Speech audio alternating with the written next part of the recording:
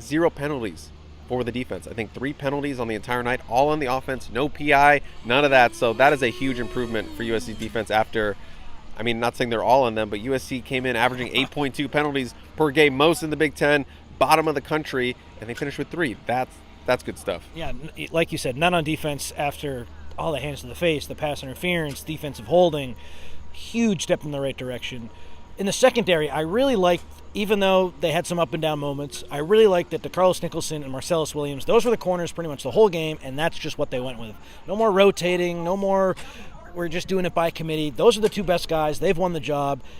Take it or leave it with them. They're not going to be perfect, but I just like that they're going with 2 guys. That was something else that stood out to me. And then on the defensive line, Jakeem Stewart had a patented run stuff when he just almost takes the handoff like from the quarterback. Yeah, good for one of those per game. USC just controlled the line of scrimmage defensively, which we didn't see that against Illinois.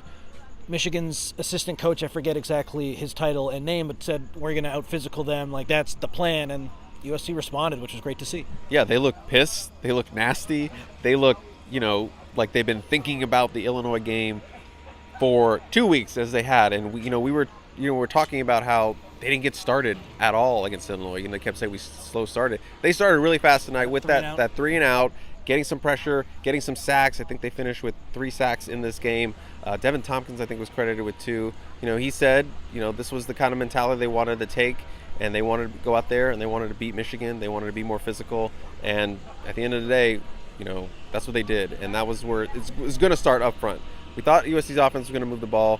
It was all going to start, can they stop Michigan's offense? Can they be more physical than this, classic Big Ten team? And they did that. So hats off to them. We've been, bashing on them for the last couple weeks, and we have to give them credit where credit is due. They came out here and played outstanding.